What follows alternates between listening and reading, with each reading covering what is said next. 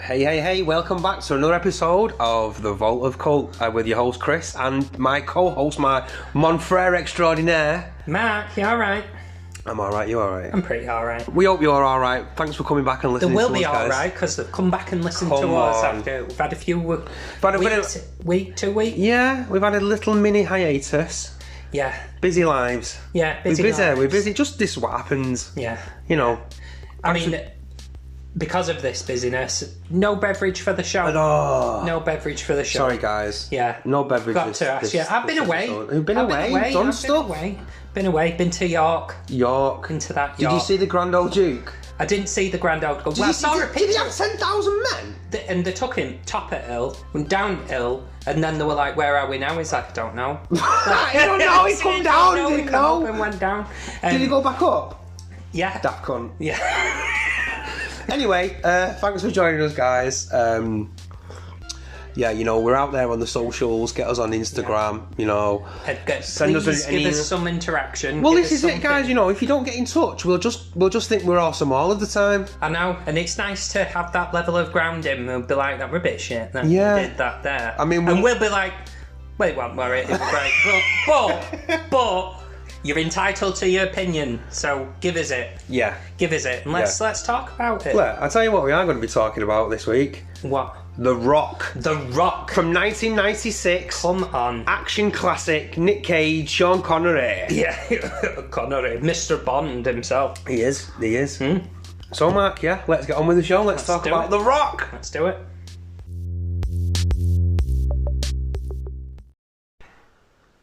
So, Mark, this week's episode we were discussing The Rock. Yes, so as you were saying, doing The Rock. It came out in 1996.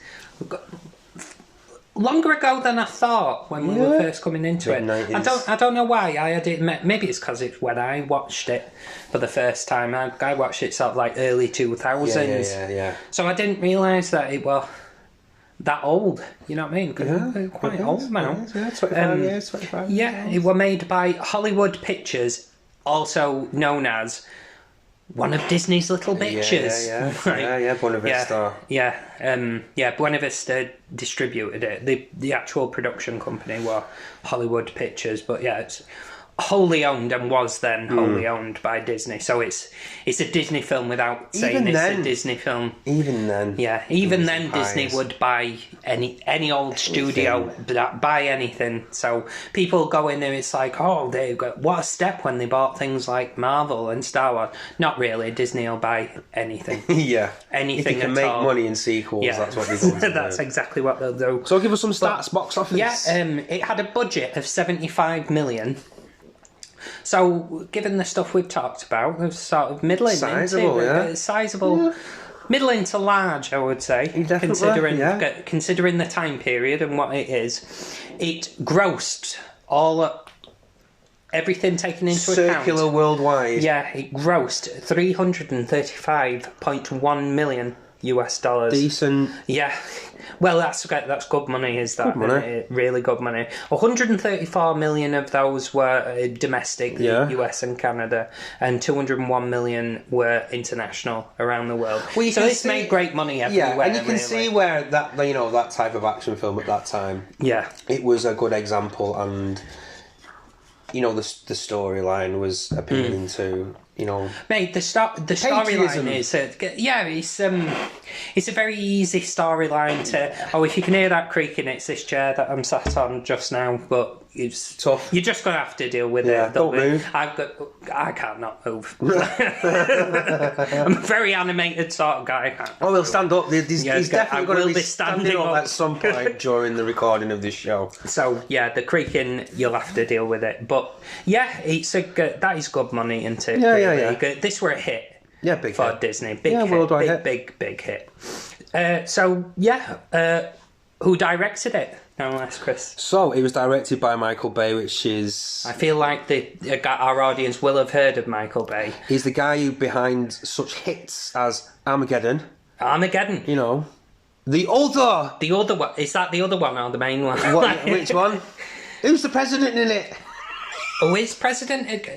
This is not the one with Morgan Freeman. No, it's not. It's the... It's the Bruce Willis one. Bruce Willis! Yeah. Bruce Willis. Although Bruce Willis is the president. Yeah. No, he's not. He saves the day, Bruce Willis. He does Spoiler alert. He was responsible for Pearl Harbor as well there. Not seen it, Swerved it. You're not missing much, but you're missing loads. I've lots to say about Pearl Harbor. That is quite contradictory. It is. I'm a walking contradiction. 100%. Listen, not all of your thoughts as a human being have to make sense. Can just be a contradiction sometimes. Totally agree. So, Pearl Harbor, massive contradiction. Strange film. Okay. And just after Titanic as well, with like ships sinking, there's themes there. And he was responsible for Transformers. Yes, that's where I think all of his audience not will this have franchise, just the films, the actual live-action films. Which, I mean, me and you are big Transformers fans. Yeah, big Transformers fans. Those films. Yeah, they're a version of Transformers, aren't they? Choices were made. 100%. Choices. Yeah, and not all for the best. Not all for the better. Didn't he do Bad Boys as well? He was responsible for Bad Boys. Bad Boys. What are you going to do? What are you going to do when they come for you? Run. Produced by Don Simpson, responsible for a very famous film, Flashdance. He was responsible for Beverly Hills Cop and Top Gun. Yeah. So these have all got, big, ambitious films in the bag. So they knew what they were doing. And also Jerry Bruckheimer. So Don Simpson and Jerry Bruckheimer, really big... famous Bruckheimer's like a big name. They're really famous production, I guess. Yeah. And they're responsible for Pirates of the Caribbean, Con Air, another film of this ilk. Another vehicle.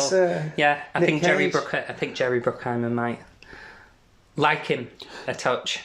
Written for the screen by two gentlemen, one called David Melsberg and the other called Douglas Cook. And the only thing of note they've dabbled in before is a film called Double Jeopardy, which is a Tommy Lee Jones vehicle.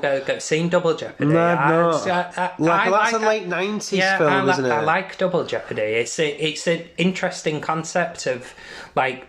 But she like kill her husband and she can't be tried again for killing her husband. because of the process called Double Jeopardy. You can't be tried for the same thing. They do show that well in the trailer for it. Yeah, interesting film. I've never seen it. No, watch it. It's not the best thing in the world. It's I like Tommy Lee Jones. Watchable film. Yeah, watchable film. Music by a famous guy called Hans Zimmer. Now we've heard of this chap before. In nearly everything we fucking spoke. Responsible for Lion King, and we hope that everyone listening to this show has listened to the Lion King show. If not, you fucking better add. Go listen to the Lion King. But listen to this one to the end. Yeah. Listen to this one. Yeah, listen to this one first and go back to the Lion King. Yeah. Have a rewind and have a listen. We're quite proud of that one. He was responsible for the music in Gladiator and the Dark Knight trilogy, so good composer. Yeah. I mean, everyone knows it. Everyone's at least heard of Hans Zimmer. Yeah. Haven't they? He's usually one of the big names who's done the score that it'll be literally there on the poster, music by Hans Zimmer. Yeah, Hans Zimmer. So, yeah. Do you want to give us some facts and figures and some interesting things about the film? Some fun facts to have fun with. Quentin Tarantino was an uncredited screenwriter for this. Yeah, interesting. Yeah. And having watched the film, I can sort of see it. I think you see it more in the Nick Cage character, and he's quirky and he's very talkative and very emotive. Verbal and emotive. And you can sort of see... I mean, I don't know how much of it he wrote. I mean, to be uncredited, he might have just done a page of dialogue. I don't know. Yeah. But he was definitely brought in to do that. For one thing, it was filmed on location on Alcatraz. But it's a national park in the US, so they're not legally allowed to stop people accessing it. So they had to film essentially round tour groups. Interesting. Tour groups still had to. Interesting. Because it's a national park, so it's like the tours they're still happening. So they had to work around that, and apparently that was quite difficult. And Arnold Schwarzenegger was initially sought to pay Goodspeed, who was Nicolas Cage's character. That's a very different film, altogether different film, and I'm not sure it would have been any good. Yeah, Arnold Schwarzenegger. I don't. No, I mean, the script would have been different, so it might have been.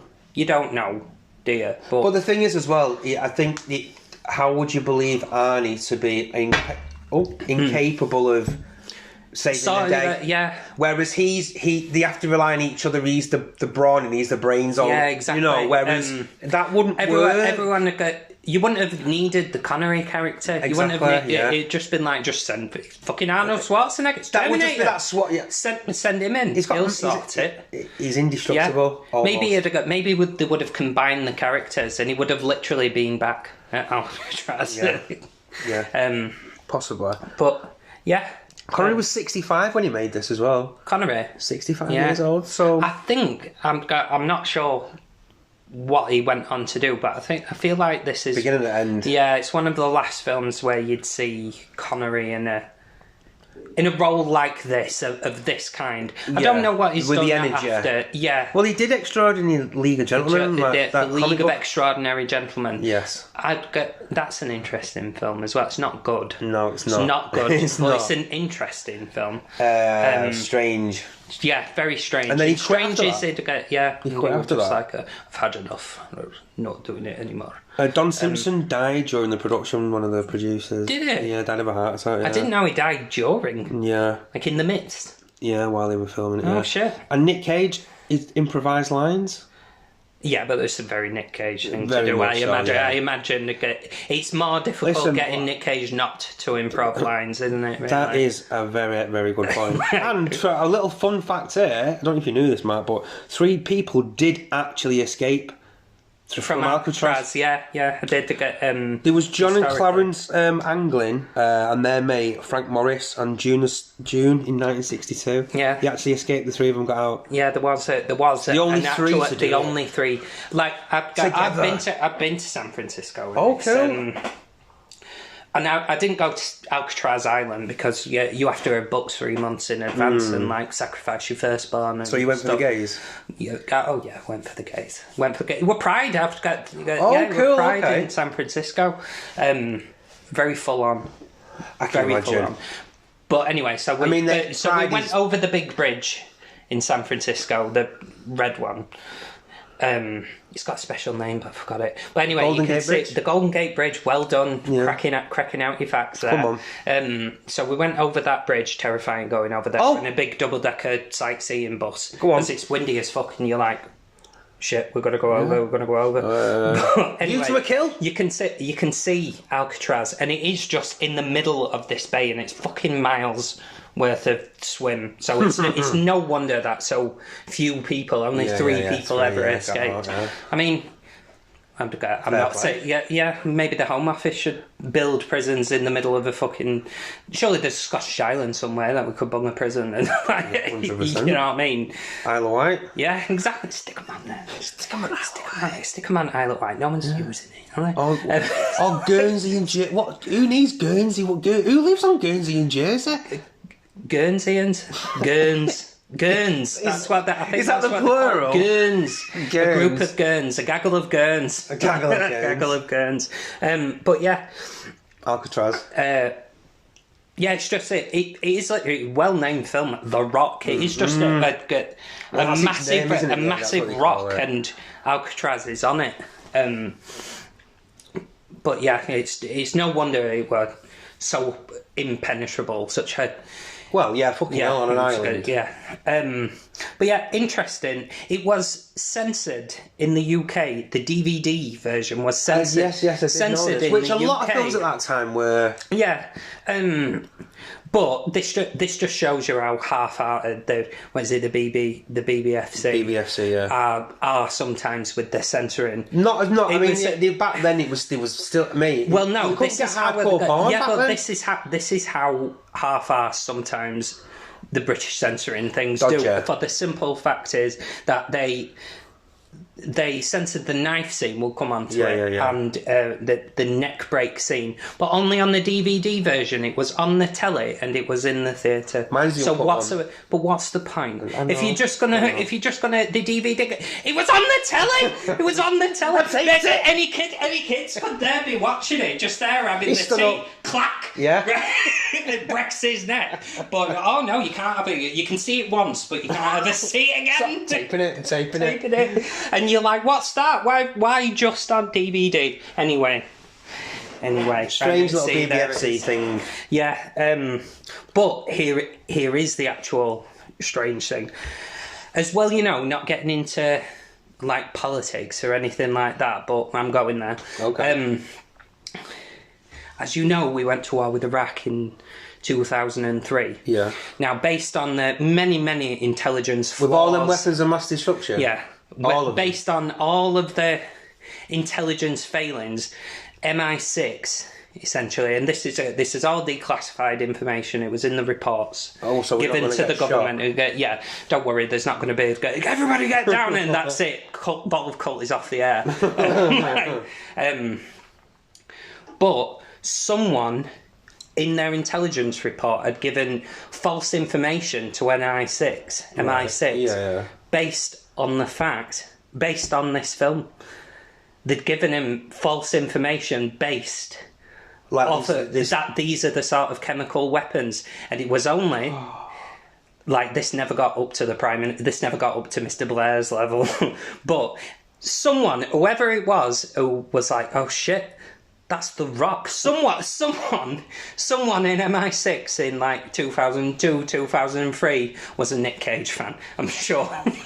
Because they'd be like, balls of corrosive liquid. That's The Rock. Yeah. That is The Rock. I mean, I leave it to you, dear listeners, as to whether the wisdom and the judgment. That's not what this pod's about. Let's not. But isn't that fascinating? That was... No one said it's like The Rock in the report. They went, this is a real thing. Yeah. We're passing it off. Yeah. Someone gave them intelligence based off this film, and someone discovered that it was false intelligence based on the fact that they'd watched The Rock. Yeah. There you go. I don't know what that says about our intelligence agents. Then. Well, that's what I mean. Like, these are your judgments as a voter to make. That's not for me. Yeah. But, wow. Madness, that. Wow. So yeah, we're in it. So, well, actually, have we got a brief synopsis? Have we got a little brief synopsis? Yeah. So, in a nutshell, the synopsis for me would be: there's an FBI chemist and a former SAS captain break into Alcatraz to stop a group of rogue Marines from launching chemical weapons over San Francisco. Mm-hmm. That's it. That is your main premise. There you go. So, yeah, who's in it then? So our hero of the piece, Nick Cage, he plays a character called Stanley Godspeed. Obviously everyone knows Nick Cage. Well, it's Goodspeed, but as they pointed out, it comes from Godspeed in Old English. And obviously Nick Cage is famous for Face Off, Connor, and he was in National Treasures. I have a soft spot for National Treasures. You do. Don't know why. Well, it's not my fault you hate Joy. Anyway, we'll just put that to one side. That's a row for a future podcast. Yeah. Right? But Face Off. I love Face Off. What a ludicrous film. He took his face. I want to take his face off. Ludicrous film. Brilliant. Ludicrous film. And directed by John Wayne. Yeah. Nick Cage swaps faces with John Travolta. Yeah. Interesting. Yeah. And they literally play each other. Yeah. Mad film. Not what we're talking about this podcast, guys, but go watch Face Off. If you haven't seen Face Off, go watch Face Off. You won't regret it. Then obviously Sean Connery, obviously he's called. What has he ever been in? I don't think I've heard of the League of Extraordinary Gentlemen. That's it. He was in the remake of The Avengers. Yeah. Not the Marvel one, but the British TV show from the 60s. Yeah, he were in that. And you may have heard of him in other things. What's that thing? It's spy thing. No one knows what it's called. Never get. It's very obscure. It's a number. It's 007, but that's his code name. Yeah. Like that James Bond. That's him. That James Bond. That's the fella. You know who Sean Connery is. He's got a gold finger. Well, he ain't got gold finger, has he? He's going after him, though. He's going after Goldfinger. Yeah, and you know someone called Dr. No? Yeah. And then the main bad guy is played by Ed Harris. He plays General Francis Hummer. He was in Apollo 13. He was in the Truman Show as well. He plays like the guy who's controlling the show. I like Apollo 13, by the way. I've never seen it. No, watch it. It's good. And I've actually been to a good space Cape Canaveral in Florida, and it's pretty cool. Yeah, it's good. Good film. Watch Apollo 13. And that's also a recommendation for you, dear viewers. Watch Apollo 13. Yeah, listen. Yeah, no one can see me. No one's watching. Well, unless we get mad fans out there one day hiding in bushes. Hi! Who's going to dangle a baby out the window? And another couple of characters of note, like the commander of the Navy SEALs that actually infiltrate Alcatraz are with them. That's Michael Biehn, who's in Aliens. Great film. He was in Terminator, the first one. Oh yeah. He's John Connor's dad. Oh yeah. He starts it off. Do you know, I forgot that. I totally forgot that. And he's in a film called The Abyss. All Jim Cameron films. I've never seen The Abyss. Really good, actually. You know what it's about, don't you? Well, it's about an abyss, presumably. It's like, is there a big dark hole? It's like aliens. Is there a big dark hole? Yeah, and these aliens like living in the abyss. The sea, in the abyss. Oh, okay. But then they come out at the end. They come up at the end. They come up out of the abyss. Yeah. Oh. It was like one of them first testing the waters with CGI and stuff like that kind of films. But yeah, it's all right. Again, Jim Cameron film. Yeah. And then obviously the next character of note I would say is Nick Cage misses. Excuse me, an actor called Vanessa Marcel, and she plays Carla, his missus. Oh, did you say the FBI director? Because I want to get Jim Warmack, who was played by... No, I'm not writing him down. Yeah. But he's a good actor. He's in John Spencer, he's in there. If you like a political drama, he's his big main character in The West Wing. In The West Wing. If that's your bag, and it's definitely mine, watch that. It's really good. Yeah, it ran for about 10 seasons. Yeah, about 10 years. Like, it's a big one. So yeah... that's his main cast. That's his synopsis of the plot. So what are your... Come on then, you go first then. Like, what are your thoughts? What are your opening thoughts? Right, I mean, it's a film of its time. Yeah. And I think it's probably one of the better examples of a 90s action film. Yeah. Totally different than... the 80s style. Yeah, but I'd also like to say it's nothing like an action film you'd get now. I can't really put my finger on specifics as to why. It just had a very different feel, slightly more joyful. It's a bit feel to it. There is a lot of humour there. There is a lot of humour. Again, is that Tarantino's? I think that must be Tarantino's influence. But I also want to just because he's a big name, take away from the actual writers, the credited writers. There's a lot of humour there. Although it is difficult to pass out sometimes with the funny lines with Nick Cage, like what was Nick Cage and what was actually written on the paper for him to read. Because apparently, I say he improvised. Well, that's what I mean. But that's. It's a strange shit. He brings something to the table. I feel like the writers went, yeah, Nick, that's the broad scope of what you have to do. Go be weird with it. And he absolutely does. He's a very strange actor, is Nicolas Cage. Yeah. Even more so his more recent career. Yeah, I've sort of dropped off watching anything. I haven't watched anything recently. He's in something coming up, isn't he? Excuse me. It's all right. Don't just die in front of our mass audience. Yeah, well, one of his most recent things that I've seen him in, it's called Pig, where he plays a truffle farmer. Okay. This is a real film. Yeah, it's interesting, and he's like a hermit, and he lives just in the woods in this little shack with his pig. And this rich kid comes and buys his truffles to sell, obviously, to high class restaurants. Yeah. But one day his pig goes missing, gets kidnapped, and he basically has to go on a hunt for his pig. He's go searching for his pig. Yeah. Come pig. Yeah, it's not an action film or anything. It's just like he's looking for a pig. It's a bit of a drama. It's a bit somber. Oh, that sounds very straight. That it's actually, weird, yeah. But he does all these straight off kilter films, and I quite like that. Yeah, I'm into that. Yeah, I'd have time for Nicolas Cage. Because he's got nothing to prove, and he doesn't need to pay his mortgage, does he? He's just I'll just do something because it's a bit weird. And he's always been that kind of actor, quirkiness. It's like, for want of better words to describe his style of acting. It's like I think that though about The Rock.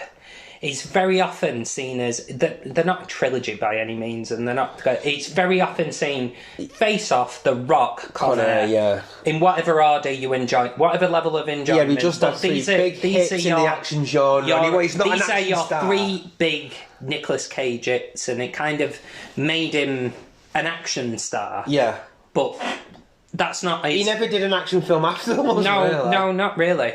But he's remembered as an action star, I think, because of these films. They're well remembered. I think Conner is slightly more, he plays it straight, much more straight than this. Yeah. This put the money back in the box. Yeah.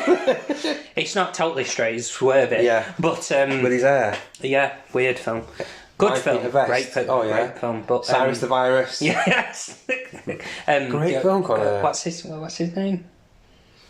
John Malkovich. John Malkovich, thank you. Yeah. And Steve Buscemi's in it. He plays a paedophile. Of course, yeah. But this role in this, Mr. Goodspeed, or Godspeed.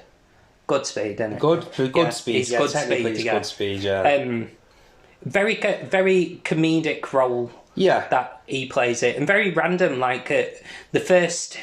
But what I like about him though is even though he's a bit of a doofus in it, and I think that's the right word. He's a geeky doofus, but he's good at his job. He knows what to get. Right at the beginning when they get sent that package from Serbia. Yeah, you know, very topical for the time. That's during the Balkan Wars from Serbia or Bosnia. He essentially defuses the bomb, and his mate, who is... Well, it's not his mate, his colleague, is there trying to defuse it. And even though we've seen him already be a bit of a doofus, like, messing about in his office, he's competent. He knows what he's doing. Side of the character, and really good setup for later is that they've got this magic antitoxin thing. That's where you stab in the heart. No, you stab it in the heart. And I really do like that. He's a bit afraid of it. They set it up... Listen, fucking Batman, by the way. Yeah. They've set it up. They've gone, if you breathe this in, or it gets on you, if you get bad, you've got to stab it in your heart. And he's like, and you'll be I'm fine. not doing that. Yeah, never am I doing that. Never am I doing that. And they set it up, he's probably going to have to do it later. We've planted it and we've paid it off. See, that's Batman. What we like. Not just, we'll just stab this. Like, where'd that come from? Just had it on me. Just had it on you. Well, you could have said Batman. Yeah. You could have said that you've got magic green. Could have said. And I just wanted to point that out because we've been having a bit of a rant as of recently, haven't we? About where's the plant and where's the payoff? Yeah. And they do that there, and I like it. Yeah. Appreciate it. Right. Stamp of approval. 100%, all the way. But what again, hinting at that beginning scene where there's, I don't know if you agree or you've seen it, but the film has got like a sense of urgency. It's pushing, it's moving forward all of the time. From the get-go. Yeah, right from the off. I'd just like to point out, really good opening scene in the rain. It immediately sets up the bad guy, and I've got to say, Ed Harris. I really like Ed Harris's character. He's really... Beg your pardon. Excuse you. Yeah. And he sets up that his reasoning for why he's doing what he's doing really simpler. He's our antagonist in the film. But I'd like you to answer a question off the top of your head. He is our antagonist. Is he a villain? Yeah. I agree, but understandable reasons, if you know what I mean. It's never justifiable, but you can understand the logic that got him there. It's stupid. Yeah, but you it's can very threadbare. But you can understand. So basically, what he got screwed over. He got screwed over by the government, and he's essentially holding San Francisco to ransom. Is his plan? Yeah. For the soldiers that he's lost. Yeah, on his team. So it's understandable. He is our antagonist. And he wants to give the money to their families. He does say that. He is our antagonist, and the way that he's going about it does make him villainous, but I don't believe he's evil at any point. No. He's not a mustache-twirling villain. The SWAT team either when they're all, they're in the... And this film goes out of its way to humanise him. It goes out of its way to humanise its villain. From the get-go, is explaining to his dead wife. In that wonderfully shot, pissing down, chucking it down. I wonder whether any of this was filmed in Manchester. Absolutely fucking lashing it well. Maybe if it didn't rain. It has been raining. But absolutely lashing it down, brilliantly shot, and he's like saying to his wife, don't think less of me or whatever. And then when they take over Alcatraz, he stops a tour group of girls and like, maybe say to your teacher and go, we need to... Yeah, but he's not evil. He's not evil. Yeah, that's kind of what I wanted to say. It goes out of its way to develop the villain instead, because they didn't need to... A daft action film, which is this, and that's not a criticism.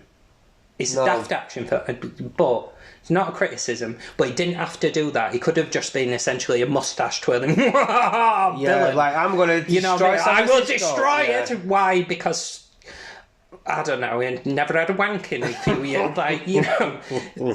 They don't always give the best motivations to one-dimensional villains, but he's really good. He's a three-dimensional character. Yeah, I mean, in terms of this kind of film... Yeah, exactly. But as well, I think we've got to give a shout out to Sean Connery. Yeah, obviously. We can't not. Well, he's his main thing. Watchable. On the poster, by the way, he's bigger than Nicolas Cage. On the poster, all faces. Sean Connery is what Hollywood Pictures, Disney, thought would draw us in, and it would have been because Connery is a big star. Yeah, but. Not the main character in this, despite what the poster would say. This is Nicolas Cage's film. He's the star. He is the star. Connery is very much our main supporting character. Oh, yeah. But really good. Really, really good. There's like... And he's kind of like, I'm a naughty boy, but I just want to see my daughter. Yeah, that's and these guys have fucked me over because they never give him a fair trial or anything. So basically, he was a British agent stealing from the US government. Yeah, and they just threw him in the hole. And they just threw him into Alcatraz first. And he escaped, and they caught him again, and they've been holding him without trial for however long, 30 years at this point. Yeah. So, but I tell you what, he plays really well. He plays on the clever British spy thing, sort of tapping into his Bond kind of thing. Yeah. But also, he's completely gruff and wild. He's not like James Bond at all, but you can tell he's clever, well-educated British spy. Yeah. Do you know what I mean? And I like that. Well, you can't have a character being played by Sean Connery and it not be... Yeah, and there were so many, like, when I was looking at seeing what people have wrote about this, I mean, it's all nonsense, but loads of people were like, it's almost like they'd caught Bond and put him in the thing, and it's like, no, it's nothing like that. But who said that? Who said that? Literally millions of people. Well, they're all wrong. Like, I didn't know I would end up in this random cul-de-sac, but like fucking thousands of fan fictions have been where he's essentially James Bond. Oh, stop it! Yeah, and they'd put him under a new name and stop. Yeah. It's a thing. Oh Jesus! But can we move on from that? Yeah. But yeah, Sean Connery is good in it. He's a play supporting actor. He's really good. They have a good chemistry. And he's funny, he's playful as well. They have good chemistry, him and Nick Cage. what scene were it that I really liked? When they're on Alcatraz. Because he's ruthless as well. Connery's get the job done. Come on. The aforementioned things that got banned, but only on the fucking DVD for some reason. Stupid. Right. He throws a knife and get ludicrous shot. By the way, it's almost like the camera follows the knife and it hits the enemy in the neck.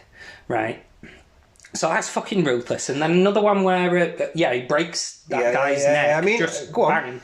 But also when he shoots about the violence. He shoots down I don't know, is that like an air filter or something? And it lands on top of someone. And a really funny bit where Nicolas Cage is trying to sort out the bombs that he's there to defuse.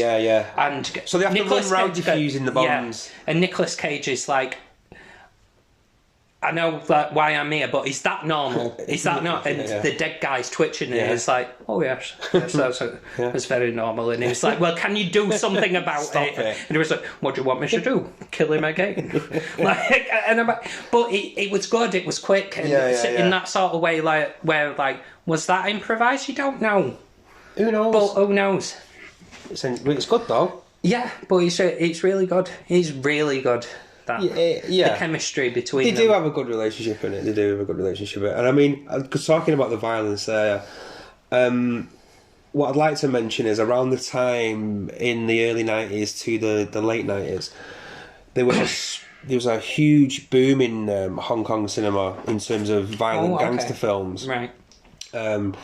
And one of the byproducts of that was John Woo directing Face Off, which has a kind of link of what the point I'm trying to make.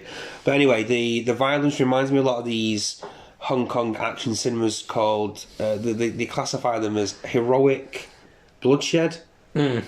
So all the death scenes are very bloody in slow motion and arms are flailing and it's uber violent and...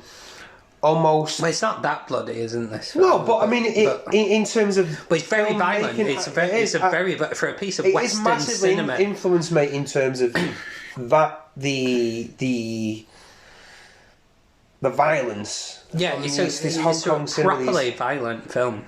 Again, John Woo, even Hollywood, when we want John Woo, do what you do in Hong Kong and make it. And again, Face Off's are very similar, slow-mo-y. Pigeons in the church, and do you know what I mean? And it's fucking doves in the church. At the end, it's very reminiscent of these Hong Kong cinema, and that violence of that time. Hollywood was like, oh well, that's popular. Like so we'll start doing that in our films. Whereas they used to get censored a lot in the 80s, like, oh, you can't show someone being stabbed and blah blah blah. And that if you watch it, it's like tame compared to. I'm sure we were saying, like, we were surprised, like, when we were watching Die Hard for a thing, like, of how occasionally bloody it could be. For an 80s action film. It is. I mean, it was a violent film at the time, Die Hard. But I did think with this, I was like, wow. I know, that's why I thought it'd be worth mentioning it and seeing... Where I knew that influence come from at that time in the 90s. Good point. But these, there are a lot of them. It's starring Chow Yun-fat. I don't know if you've heard of him. He's like a really big action star from Hong Kong. And again, John Woo's directed like a few big Hollywood films, and he's made his name making all these action films in Hong Kong in the 80s and 90s. But yeah, mate, I'm a big fan of that genre or Hong Kong cinema in general. But I mean, sort of linking in with this, it's action-packed. That's what I'm saying, mate. The pace, it's all the way through. The tempo, mate, it just keeps going and going and going. Oh, and let's mention, like we always like to, the score. The soundtrack, yeah. Great. Yeah, really good. It fits with... 100%. At all points, like we're saying, this film is so quick-paced. Yeah. Almost blinking you'll miss it. Yeah. Well, not blinking you'll miss it, but... it keeps moving, and the score's always moving forward with it, sort of giving you a mental cue. This is going to be a fast-paced scene, you know what I mean? Yeah, no, it's perfect, but goes with it. The score's great. I'd like to just mention a couple of things. I'm going to pick at it a little bit. Well, go on, you can just pick. A little things, right. So, I always have an issue about these. I know we've said that the intros, it's a good intro in terms of setting up the antagonist. Do you know what I mean? Yeah. But them slow-mo patriotism things, mate. How many times have we seen it? It's very 90s, though. Do you know what I mean? In the rain, and it's like, bang. It's like, oh, okay. It's very American patriotism. I know, this is the thing. It's like if you had a British patriotic film, it wouldn't no stop. What they're gonna all stand there and go fucking God Save the Queen. Oh, fuck off. And you're like, everyone's turned it off, everyone's fallen asleep is what they have, right? But yeah, I get that. Yeah, and it's you get what I mean, though, don't you? In terms of it's Michael Bay, right? Michael Bay has a massive hard-on for the US military. He loves it. USA. He fucking loves it. Like, in fact, I'm very patriotic Englishman as well, you know. Okay. But tone it down, lads. Tone it down. Come on, Mike. Yeah, Mike, come here. Calm down, like baby. Calm down, baby. Mike, babe, yeah, Bobby, Bump, Bobby. Come on, yeah.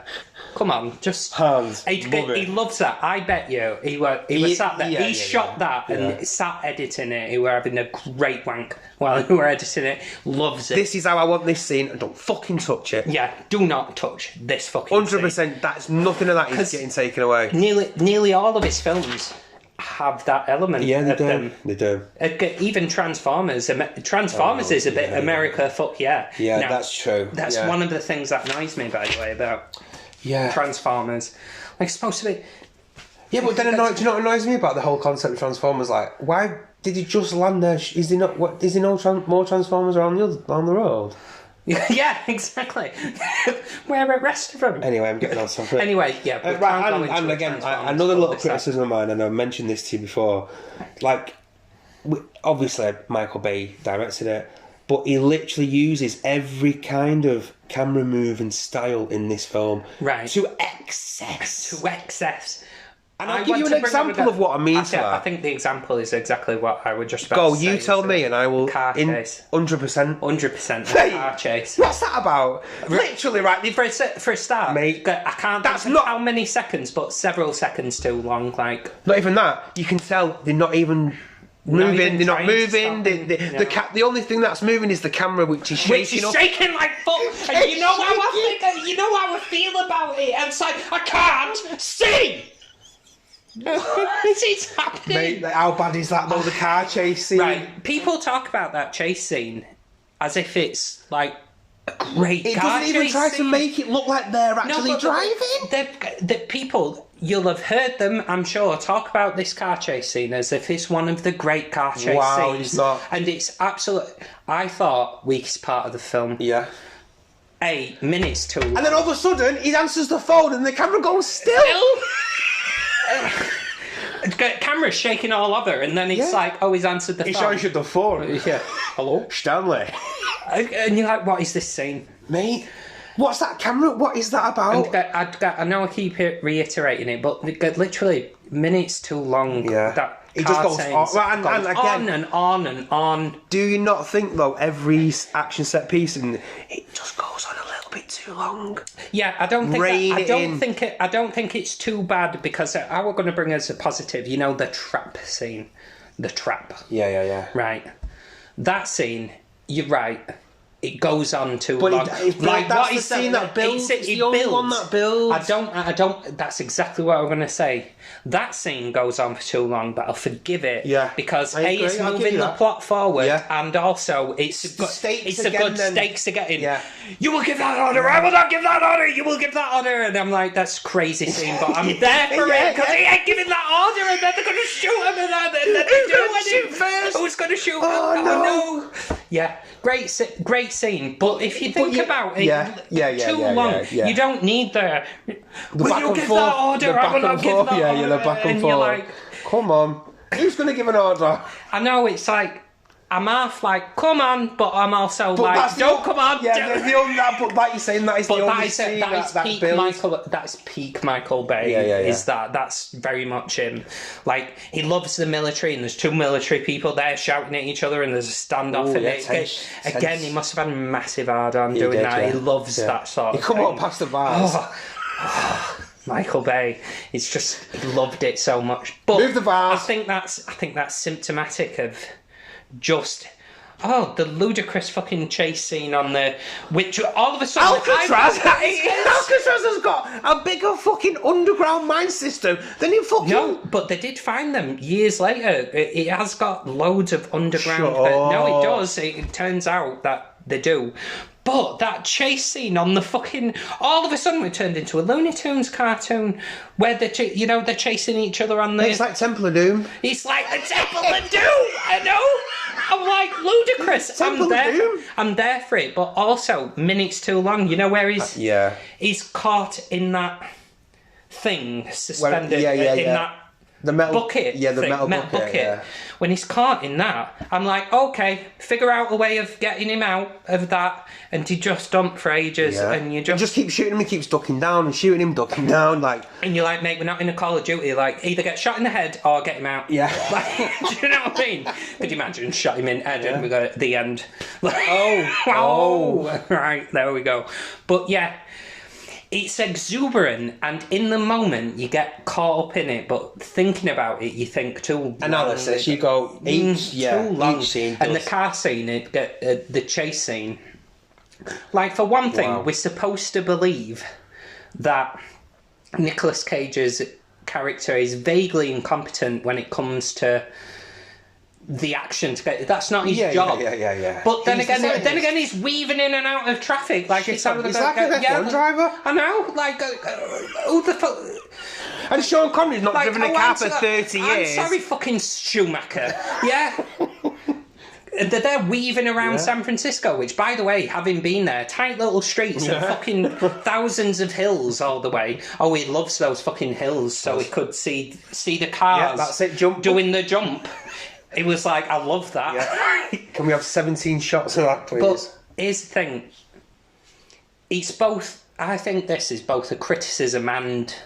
Because it is a criticism, it's they go on. But they are also really good, in a way. You know what I mean? The good action scenes just maybe a little bit too long. Well, I think I think this is part of the conversation really where we start to say for me this is going to sound ludicrous, but all the little the niggles that I have with the film, I kind of make it. Yeah, they kind of make it. I'm okay. That, like, the ludicrous... I'm like, that's crazy, but I fucking love it. The ludicrous line delivery of Nicolas Cage. How, in the name of Zeus's butthole, did you get out? And you're like, what is that line? Yeah. But I'm really glad you said it. Like, it's like... You could cut half an hour out, though. You could cut... well, exactly. And you could get most of that half an hour by just having a little bit of... Not propriety, but a sense of... Just tighten it up. Tighten it up. And I know I say it all the time, but occasionally the action scene's a bit indulgent. Yeah. In this film, very much. Very indulgent. But you can see... Because this film did really well. Yeah. Really, really well. And again, I think, given everything we've said about it, it is one of the best action films ever made. It's on the list, I would say. Yeah. Not high, like... tippy-toppy, but... No, it's not a Bond film. No, it's not like Die Hard in the top 10. No, it's not Die Hard, and it's not Bond film. Definitely top 30, top 25. Yeah. Because I think it's the best example of an action film at that time. I tell you what, I really, really like about it, though. Even though it's action-packed and it doesn't give a lot of time for dialogue, but the time that it does give it is well spent.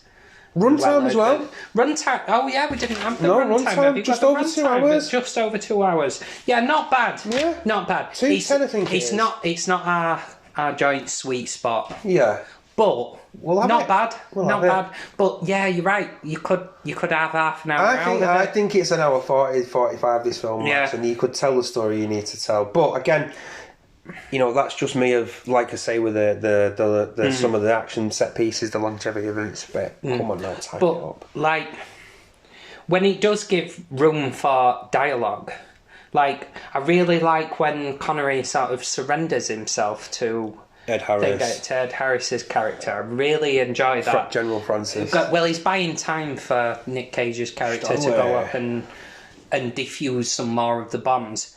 And it's a really good dialogue of sort of aged soldier talking to also aged soldier. Yeah. You know what I mean? Yeah. And they have a really good... Yeah.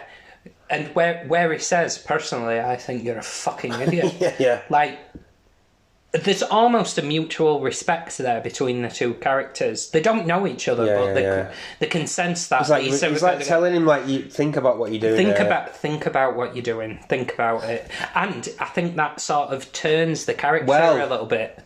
This is it. They have a bit of a... Yeah, they have a change of a bit of a coup. Yeah, they have a bit of a to-do. And, like... in the infighting of these Marines. Because basically what they're going to do, they're going to shoot a bomb, a chemical weapon, into the midst of San Francisco. Vaporise it above San Francisco, and then it'll wipe out what's like 100... kill 100... It's a nasty thing. Yeah, the worst thing ever. It'll one drop will kill 8 blocks of awful stuff. Melt them dead. Turn them to milkshake. Yeah. Well, at the beginning of the film, when they're stealing these rockets, they do spill one. So it's like, again, planting the seed. This is how bad it is. That's how bad it is. This is the problem. If you drop it, and they're going to die. But yeah, he launches one of the rockets, and you think, "Oh fuck, he's actually going to launch it." But he doesn't. He swerves the rocket, and it goes out to sea. Yeah. And this causes his soldiers to mutiny. He literally swerves the stadium. Yeah, I've been in that stadium, by the way. I weren't there then. No. But anyway, and this causes his soldiers to mutiny. Yeah. And it's a really good scene where he was like, I gave you an order, soldier, to do as I say. And he was like, we're not soldiers anymore. The minute we stole those rockets, we became mercenaries. And I'm like, really good line. Daft line, but really good line, just explaining to the audience. So a good piece of exposition. And there's sort of like a standoff, the old... they all pull guns. They all pull guns out, and they are, it's a bit western. They all pull guns. It's a bit like Reservoir Dogs. Yeah, very Reservoir Dogs actually. Really good scene, and that's where you might think a bit anticlimactically Ed Harris's character dies because he gets shot, doesn't he? Yeah, in that scene, and he does just. Well, they all shoot each other basically. Well, exactly. And you might think, a bit anticlimactically, but. He is the antagonist of the piece, like I was saying, but the real villain of the piece is realistically the fact that these weapons exist, and that's the point. Well, he plants that seed by when he's explaining it to when Nick Cage's character explaining to Sean Connery's character. He's saying he said we found it by accident and it's terrible, and once you open the Pandora's box, you're never going to go back. This is it shouldn't even exist. It shouldn't exist. No, I know, it's an awful thing. Yeah. So, and then they're in a race against time to stop the fucking madhead mercenaries. Yeah. And that's the only words I can describe it. But that's what they are. Madhead mercenaries. And it's total madhead. Yeah, I forget the... Candyman, one of them's Candyman. He is the Candyman, thank you. Yeah, I forgot the name of the actor, but he's the one who says we're mercenaries now. But he's the one who gets blown away by the rocket. The rocket? He has a rocket fired at him. Fired at him. He's the Rocket Man. Literally. Yeah. I actually put that, I'll put Rocket Man, lol. Lol, yeah. I swear to God, I've put him in my notes, Rocket Man, lol. Oh, and again, finishing off the film, the flares, after he's... Yeah. One of the bombs to kill one of the bad guys. I've let it go! He dropped it! He's saying, like, I've got all of the stuff. Because obviously they've set some flares off when you've saved the day. Yeah, when you've saved the day, you set some flares off because... After he stabbed himself in the heart. The president... Oh, yeah. That's the other thing. Because he uses one of them to kill a guy that nearly kills him, and then immediately... So he's inhaled it, and then he stabs himself. And then he walks out on his knees... Yeah. Camera's low down, pointing right up to his fucking chin. Yeah. And he's got the flares either side. His out there, wide, like fucking Christ. With the smoke, and then the bombers that are coming to destroy Alcatraz just to wipe out the bombs, swerve it last second. But one guy's like, I've already dropped mine! And he gets blown out. And he gets blown. Ludicrous scene. I just love that scene of one of them in the panic in his voice. I've already dropped mine! But yeah. Mate, it's a ludicrous. But all the good for it. Yeah, and a slightly funny ending as well when. And his missus is pregnant, which is his motivation to live and survive. Exactly. And that's why Sean Connery wants him to survive. He's like, I want to help you. I couldn't let your daughter grow up without a father. The line, yeah. It's like, and you're like, he's nice little notes about that. Yeah, he's a hardened soldier, but he's a family man. Yeah, because he reminds me of his daughter, the relationship that he never had. Yeah. And to get funny ending, he lets him go at the end. Because bearing in mind, Sean Connery's character is still technically a prisoner of the US government. They only let him out to help him get in. That's another thing, just to rewind. Why, just to nitpick the film, why, considering that Alcatraz hasn't been working for so many years, are all the boilers working? And what the fuck is that? What the fuck is that fire thing? I don't know. Like, are we in a Mario game all of a sudden? I don't know, that's what I thought. Yeah. Why are the crushers and why are the... Why is it that dangerous? Why is it not just a door that you can't open? Because presumably the inmates wouldn't be able to go, why is this hit ludicrous? Again... But I'm on board. 100%. He's got to roll through fire. He's got time. I'm not going. Fire. What? So listen, I'm going. Oh, it's dangerous. This. He's got to go through there to open the door to get him in. But like right at the end, I laughed my ass off. Like right at the end when the FBI director who authorised him to be let out where's Mason? Vaporise him. Yeah, vaporise. And he's like, yes, a body can vaporise. And he goes, oh yeah. And he goes, right. And he goes, right. And ludicrous. Oh yeah. And obviously it ends up with he gives him a little microfilm. With Sean Connery. With the secrets. Yeah. So because that's why he was locked up, because he stole all find out who killed JFK and about the UFO landings and shit. Nice little conspiracy theory thing. Yeah. And that's where stupid people were like, they left it open for a sequel. They didn't leave it open for a sequel. No. What they did is just ended on a funny note. Yeah. You know what I mean? Like, it's these things called jokes. I don't know whether you've heard of them, but... I hope our listeners have. Yeah. Because you're fucked if you haven't. But yeah. So anyway... Final thoughts. To wrap up then, to go. So you do again. Put it in a nutshell, mate. I really enjoy this film. Maybe it's because I've watched it at the time when it come out, and it was I'm of a certain type of age, and that was my action era. Yeah, I'm old as fuck. I do genuinely think it can be in conversations in maybe the top 30, top 25 best action films ever made. I think the film is ludicrous, but all the better for it, and it's really enjoyable. I really enjoyed it. I think all the leads are really good. Everyone gives a good performance, even his misses, and I think the stakes are high consistently. The tempo of the film's really good. The stakes never dropped. 100%. It's always like these. If you don't, you've got to keep going because something bad's going to happen. We've just got to keep going. New objective. Yeah, exactly. So my final thoughts. I'm going to give it a 8 out of 10. Oh, okay. 8 out of 10. All right. Yeah. Well, like what I have to say about this film, it's absolutely peak Michael Bay. 100%. Like, peak Michael Bay. And I think to a certain extent, just to talk about him personally, kind of maybe learn the wrong lessons from it in terms of he goes a bit... It's over top. This is over top, but it doesn't hurt the film. It's a deliberately exuberant film. Yeah. But for this film, it totally works. It's exuberant. It's mad. The cast are allowed to have fun with the characters. It doesn't take itself too seriously. Again, the tone's perfect. Tone's ludicrous, but I think it's perfect for it. And it's perfect casting for what they're trying to do. I think the dialogue's really good. I think the score is really good. Slightly goes on a little bit too long, but I would agree it's a really good action film and is up there. So if I'm going to give it a rating, I'm not going to give it an 8, but I will give it like a 7. Like, good film, really enjoyable film, really enjoyable action film. Do you know what I mean? And I think that's fair, to be honest. It's fair rating. It's 7. It's a good film. It's a good film. Well, solid. Solid. Worth your time. I would say worth your time. Yeah. And I think there should be a takeaway. Yeah, we've nitpicked it, but it's a film that's worth your. It's just daft and enjoyable. Worth your 2 hours. It's one of them where you go, it's just like pure cinema, isn't it? You know what I mean? My mum had like a really good word for it of just really, really watchable shite, and she didn't mean it as a criticism. No. And it is really, really watchable shite. Yeah, it's got no nutritional value, but it's like Cocoa Pops. Yeah. Like just give it bowls and bowls and bowls.